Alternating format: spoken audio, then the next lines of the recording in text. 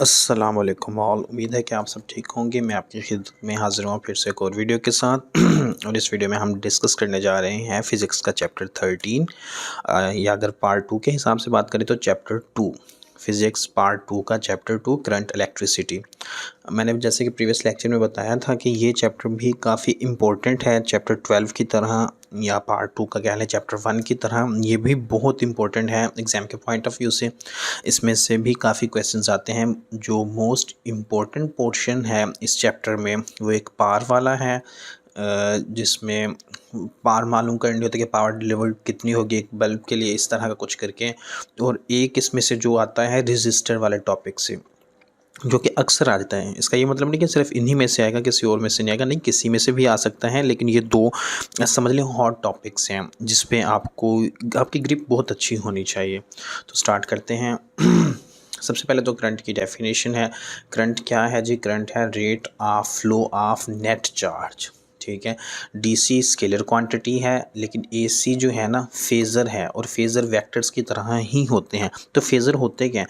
जो rotating vectors होते हैं ना उनके लिए हम टर्म यूज़ करते हैं फेज़र क्वांटिटी, और ये साइनोसॉइडली वेरीज हो रहा होता है। और जब जैसे कि यहाँ पे देखें एसी करंट पहले एक जगह पे जाता है फिर रिटर्न होता है, तो इस तरह एक रोटेटिंग करंट वाला चक्कर है। तो इस वजह से इसे फेज़र क्वांटिटी कहते हैं। इसके बारे में थोड़ा सा डिटेल में आप पढ़ेंगे जब आप एडमिशन हो जाएंगे आप लोगों के इंजीनियरिंग यूनिवर्सिटीज़ में। तो फर्स्ट सेमेस्टर में तकरीबन हर डिपार्टमेंट में ये सब्जेक्ट पढ़ाया जाता है अप्लाइड इलेक्ट्रिसिटी का, तो उसमें आप इसके बारे में पढ़ेंगे।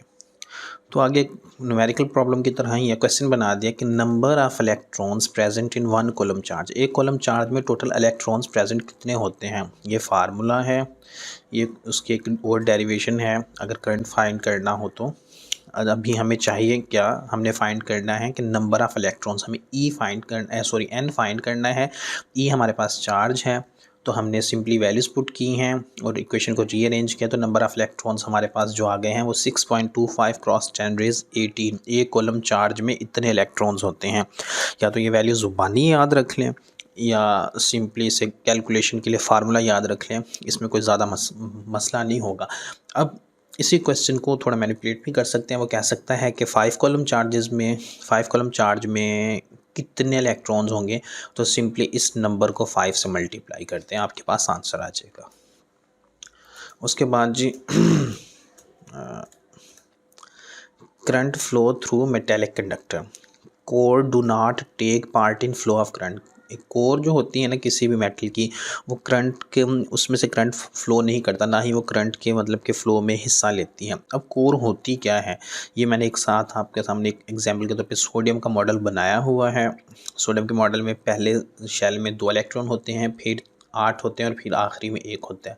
जो ये लास्ट इलेक्ट्रॉन होता है इसे हम कहते हैं वैलेंस इलेक्ट्रॉन। और ये जो जिसमें कंप्लीट इलेक्ट्रॉन होते हैं जिन शेल्स में, उन्हें हम उस पार्ट को हम कहते हैं कोर। जो कोर है क्या चीज़? Core is a place where electrons are fully filled in an orbit. Only one electron allow flow of current because other 10 are in core. ये हम सिर्फ सोडियम की इस वक्त बात कर रहे हैं, हर एटम के लिए डिफरेंट केस है। Inside the metallic conductor electrons move with random velocity. Metallic conductor में जो इलेक्ट्रॉन्स होते हैं वो रैंडम वेलोसिटी के साथ मूव करते हैं। वो मूव करते क्यों हैं? Absorption of heat energy at room temperature. इसकी वजह से उनकी जो रैंडम वेलोसिटी है वो चेंज भी होती है और डिक्रीज़ हो सकती है, can be reduced by decreasing temperature. यानी कि अगर रूम का टेम्परेचर कम करेंगे तो इनकी रैंडम वेलोसिटी भी कम हो जाएगी, अगर टेम्परेचर इंक्रीज़ करेंगे तो इनकी रैंडम वेलोसिटी बढ़ जाएगी। एट 0 केल्विन यानी कि जो रैंडम वेलोसिटी होती है उनकी वो बन जाती है 0, become 0 for an atom. Causes of resistance, collision of electrons with other electrons, इसकी वजह से रेजिस्टेंस होती है। Collision of electrons with positive ions, इसकी वजह से भी रेजिस्टेंस होती है किसी भी सर्किट में। पॉजिटिव आयंस को होल्स भी कहते हैं। और लेटेस्ट वाइब्रेशन की वजह से भी होती है। अब लेटेस्ट वाइब्रेशन क्या चीज़ है? तो लेटेस्ट वाइब्रेशन जो एक एटम, मैं बताता हूँ, जैसे कि एटम है कंपोज्ड है, उसमें सॉरी एटम नहीं एलिमेंट है, उसमें एटम्स होते हैं। उन एटम्स की ना एक पॉइंट के अराउंड अबाउट यानी ओसिलेशन कह सकते हैं, मूवमेंट जो होती है, वाइब्रेशन जो होती है, उसे कहते हैं, उस वाइब्रेशन को लेटेस्ट वाइब्रेशन कहते हैं। ये एक इक्विलिब्रियम पोजीशन पे होती है, यानी कि एक पॉइंट है, वो मूव उसी पॉइंट के इर्द गिर्द आगे पीछे मूव कर रहे होते हैं। उसके बाद ट्रैप सेंटर्स, वैसे इस टर्म के बारे में अगर आप लोगों ने ज़्यादा देखना हो तो इंटरनेट से सर्च कर सकते हैं, ज़्यादा डेप्थ में जाना ज़रूरी नहीं है। एमसीक्यूज़ में पूछ सकता है कि किसकी वजह से रेजिस्टेंस होती है, तो उनमें से ये तीनों ऑप्शन भी आ सकते हैं, चारों भी आ सकते हैं, या कोई भी नहीं आ सकता। तो वो डिपेंड करता है सिनेरियो पे कि वो किस तरह का क्वेश्चन आपसे पूछना चाह रहा है। तो ट्रैप सेंटर्स क्या हैं? ट्रैप सेंटर्स मतलब कि ये एक ऐसा पार्ट होता है जो ना इलेक्ट्रॉन्स की या होल्स की ना मूवमेंट को किसी सर्किट में रोक रही होती है। ये एक ऐसी जगह होती है, जैसे कि सेमीकंडक्टर के केस में कर लें या इंसुलेटर के केस में होती है। alloys have greater resistance because trap centers in them are greater number या greater in number, मिस्टेक है इसमें, ठीक है। उसके बाद एक और है with the connection of the battery. अगर आप बैटरी कनेक्ट भी कर दें तो इलेक्ट्रॉन्स पे कोई इफेक्ट नहीं होता। बैटरी जो है उनकी रैंडम मोशन को सीज नहीं कर सकती, रोक नहीं सकती।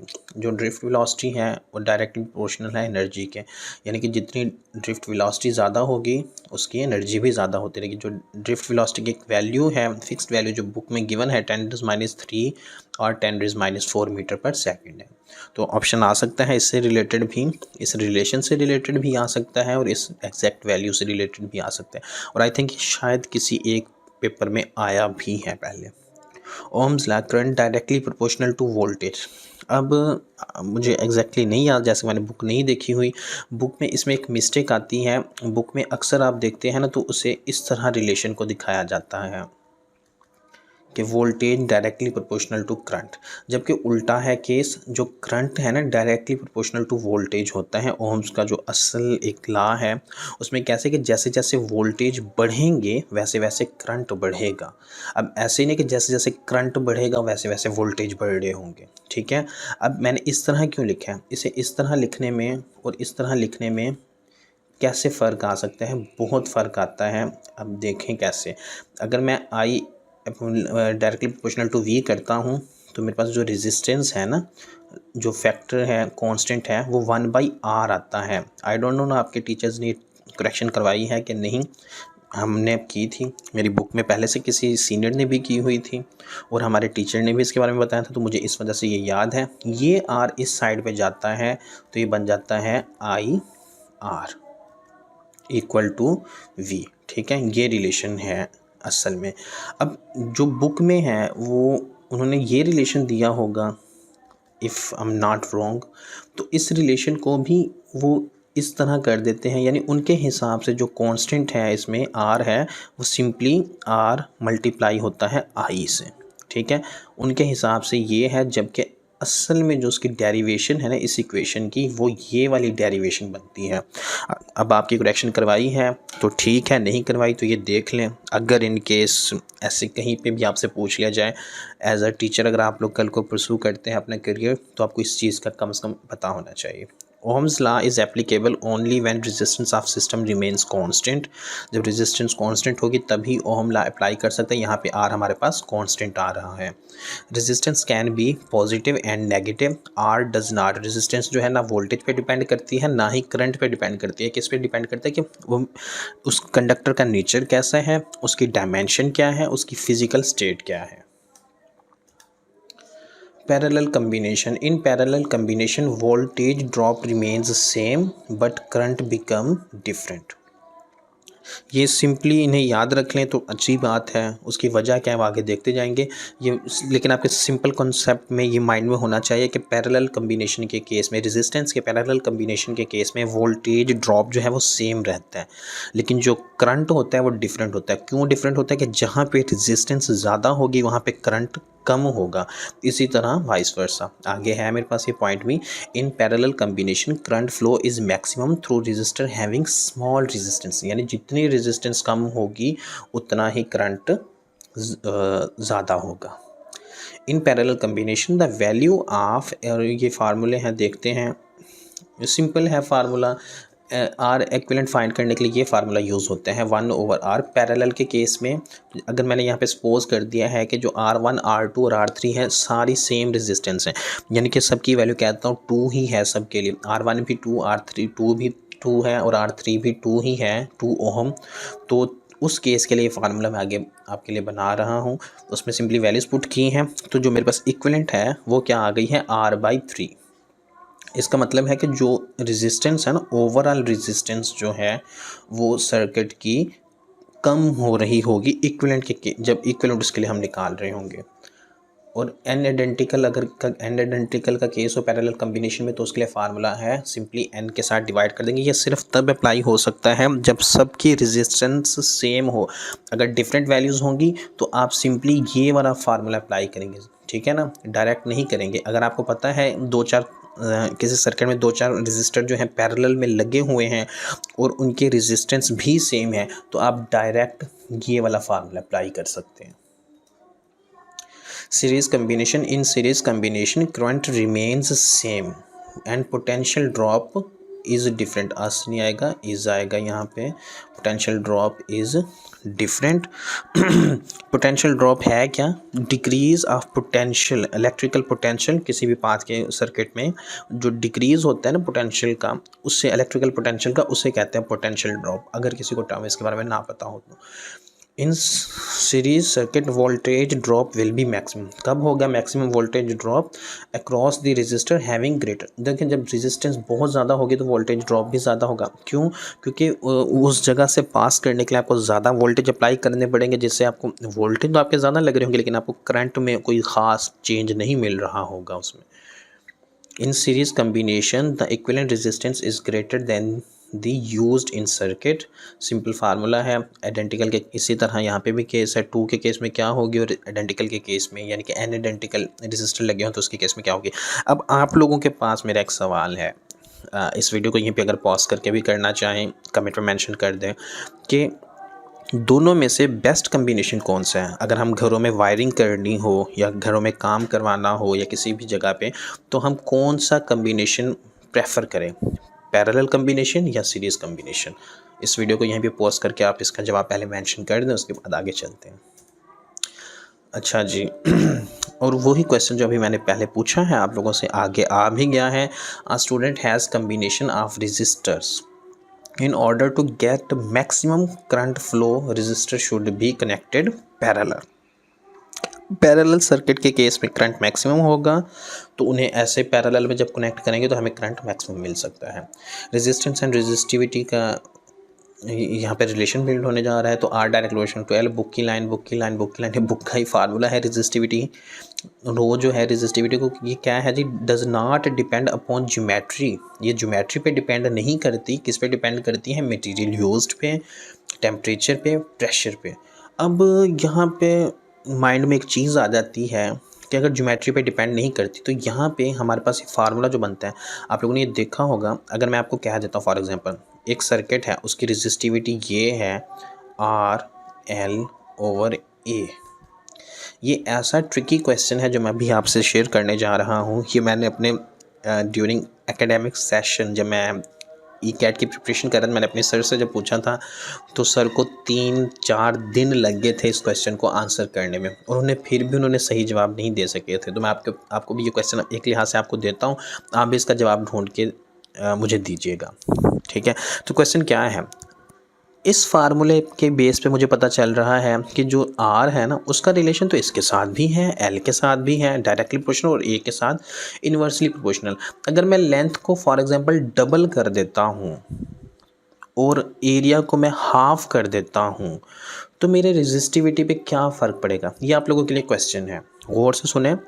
रेजिस्टिविटी फाइंड करनी है, लेंथ को मैंने डबल कर दिया है, एरिया को मैंने हाफ कर दिया है, रेजिस्टिविटी पे उसके क्या फ़र्क पड़ेगा। रेजिस्टिविटी है क्या, specific resistance of a substance, simple definition. और दूसरे हिसाब से देख लें तो resistance of 1 metre cube of a substance, ये दूसरी डेफिनेशन हो जाएगी। Standard resistance are made from substances having low value of temperature coefficient and high value of specific resistance. For conductors positive value होती है, फॉर सेमीकंडक्टर्स नेगेटिव वैल्यू होती है। अच्छा जी, आगे है EMF आइडल बैटरी के केस में ये वाला फार्मूला यूज़ होता है करंट के लिए, और प्रैक्टिकल बैटरी के केस में ये वाला फार्मूला यूज़ होता है करंट के लिए। ये इसकी आगे फर्दर एक डेरिवेशंस ही है। अच्छा जी, अब ये मेरे पास एक चीज़ इक्वेशन बन गई है, चीज़ क्यों कह रहा हूँ वैसे मैंने यहाँ पे आई आर की जगह ना वी टी पुट कर दिया है, टोटल वोल्टेज कह दें इसे, आई आर वहाँ जाके माइनस हो गया। ये एक मेरे पास फार्मूला बना है। तो किस केस में वोल्टेज जो है ये इस एप्सिलॉन से कम होंगे जब सर्किट में से करंट, बैटरी में से करंट निकाला जा रहा है, उससे लिया जा रहा है। किस केस में वोल्टेज एप्सिलॉन से ज़्यादा होंगे जब बैटरी को चार्ज किया जा रहा है, और किस केस में दोनों इक्वल होंगे जब करंट, बैटरी में से कोई करंट ना निकल रहा हो। ये 3 रिलेशंस हैं, सिंपल आपको रिलेशंस पता होने चाहिए। वो आपसे अब एग्जाम में पूछ कैसे सकते हैं, आपको मे बी ये इक्वेशन दे दे, उसमें कहे कि इनमें से कौन सा रिलेशन शो करता है कि एक बैटरी में से करंट को निकाला जा रहा है, या बैटरी चार्ज हो रही है, या बैटरी पे कोई फ़र्क नहीं पड़ रहा। तो आपको ये तीनों, ये वाले भी याद होने चाहिए, उसके अलावा ये वाले भी याद होने चाहिए। अगर आपको वो ये दे दे कि कह दे कि वोल्टेज जो है उसके एप्सिलॉन की वैल्यू से कम है, ज़्यादा है, तो इसका क्या मतलब है, बैटरी चार्ज हो रही है, बैटरी में से करंट निकल रहा है, ये क्या जो भी है, ये आपको मैंने बताया हुआ है कि हर लिहाज से, हर एंगल से आपको चीज़ों का पता होना चाहिए। ये जो न्यूमेरिकल है ये आई थिंक काफ़ी दफ़ा एग्ज़ाम में आया हुआ है, और 2017 के पेपर में लास्ट टाइम जो मैंने देखा था तो उसमें भी आया हुआ था ये, कि एक 100 वाट बल्ब है, 200 वोल्टेज पे बल्ब ऑपरेट कर रहा है, तो उसके लिए पावर डिलीवर क्या होगी इस लिहाज से। तो ये फार्मूला लगाएंगे, वो देख लीजिएगा। Power dissipated is maximum when circuit is in series combination. Power dissipated का मतलब है कि पावर जो एक लिहाज से वेस्ट हो रही है, उसमें जो डिसिपेट हो रही है, वो मैक्सिमम किस केस में होगी, सीरीज़ कम्बिनेशन में, एंड आर इंक्रीजेज, और इसमें रेजिस्टेंस ज़्यादा होते हैं। इसलिए हमने जो पीछे देखा था, मैंने आपसे पूछा था क्वेश्चन कि एक स्टूडेंट को मैक्सिमम करंट चाहिए, तो उसके केस में वो क्या करे कि किस केस में लगाए, तो पैरेलल कम्बिनेशन हमने प्रेफर किया था, क्योंकि सीरीज़ के केस में आर इंक्रीज़ हो रही होती है, पी जो है उसका इक्वल टू होता है, समझ लें, आई स्क्वायर। तो जब करंट ही डिक्रीज़ हो रहा होगा, रेजिस्टेंस इंक्रीज़ हो रही होगी, तो उसकी पावर डिसिपेशन ज़्यादा होगी, पावर डिलीवरी कम हो रही होगी। Power delivered is maximum when R decreases. Power का और रेजिस्टेंस का इन्वर्स रिलेशन होता है। पावर डिसिपेशन के ये 3 फार्मूले हैं।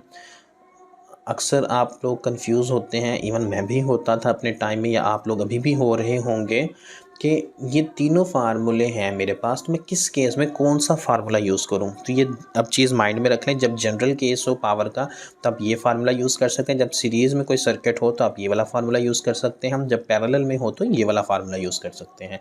अक्सर तो वैसे अंदाज़ा हो जाता है जो वैल्यूज़ गिवन हो उसकी बेस पे कि हमने कौन सा फार्मूला यूज़ करना है, लेकिन बाज़ अगर सर्किट मेंशन हो तो उसकी बेस पे भी आपको इन फार्मूले से पता चल सकता है। या इन एग्ज़ाम में आपसे सिंपली ये भी पूछ सकता है कि पावर डिसिपेशन के लिए सीरीज़ के केस में हम कौन सा फार्मूला यूज़ करते हैं, तो आपको ये तीनों फार्मूलाज पता होना चाहिए, पहचान होनी चाहिए कि कौन सा फार्मूला किसके लिए इस्तेमाल होता है।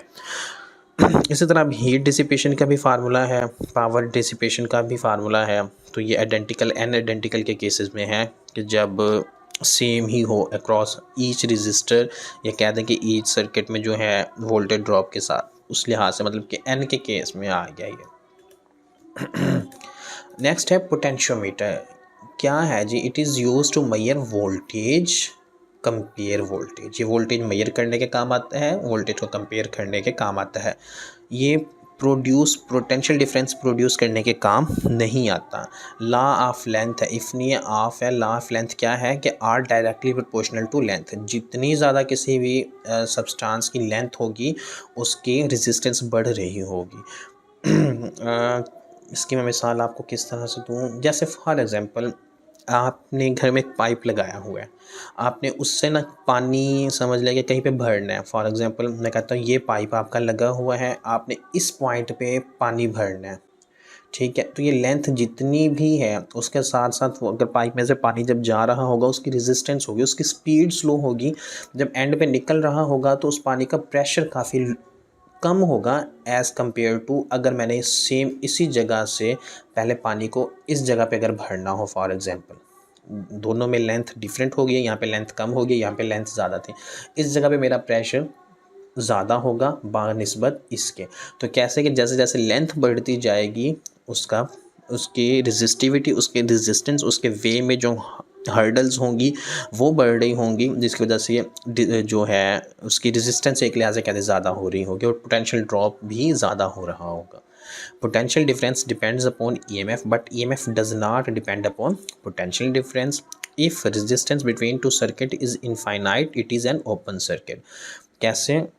अगर एक सर्किट मतलब जुड़ा ही नहीं है तो उसके लिहाज से अभी तक उनके दरमियान में एक कनेक्शन ही नहीं पूरा बना हुआ, कोई रेजिस्टेंस होगी ही नहीं, तो पता ही नहीं है हमें कि कितनी है कितनी नहीं है। तो हमें क्या पता चलता है? जब वो सर्किट एक क्लोज हो रहा हो। तो इनफाइनाइट होगी जब एक सर्किट जो है ओपन सर्किट के केस में इनफाइनाइट रेजिस्टेंस होती है, और इसी तरह ज़ीरो रेजिस्टेंस कब होगी किसी दो सर्किट्स के दरमियान? जब वो शॉर्ट सर्किट हुआ हो। ये कुछ इंपॉर्टेंट पॉइंट्स हैं। वैसे मैंने एंड पे भी सारे लेक्चर्स के रखे हुए हैं, तो कुछ यहाँ पे भी आ गए हैं। तो ये सिंपल देख लें कि बेस्ट कंडक्टर जो है सिल्वर है। एक तो सस्ता भी होता है। आप लोग सोच रहे होंगे वो टेबल में, बुक में जो टेबल है उस वहाँ पे गिवन वैल्यूज़ होंगी, तो उस हिसाब से बेस्ट कंडक्टर सिल्वर इसलिए है कि ये सस्ता भी है अगर इसे गोल्ड के साथ कंपेयर करना पड़ जाए। The resistance offered by a semiconductor at 0 kelvin is infinite. Aluminium and germanium cooled at temperature 110 K. ये वैसे वैल्यू सिर्फ याद होनी चाहिए, बुक में टेबल्स में जो बनी हुई हैं ये कुछ यहाँ पे मेंशन है, और ये वो वाली हैं जो इम्पोर्टेंट हैं। Drift velocity, resistance and resistivity depends upon temperature. ये तीनों चीज़ें अब आपके पास एमसीक्यूज में आ सकता है कि which of the following thing depends upon temperature? Drift velocity, resistance, resistivity. तो ये तीनों डिपेंड करती हैं टेम्परेचर का। मैंने आपको रिलेशन दिखाया था रेजिस्टिविटी वाले टॉपिक में, नीचे जाके देखिएगा। थोड़ा वीडियो को अगर बैक करके देखना हो तो वहाँ पे होगा कि इन्वर्स रिलेशन है कि डायरेक्ट है, वो वहाँ पे आप जाके चेक कर सकते हैं। If the resistance ratio is 1:2 then its inverse is power ratio.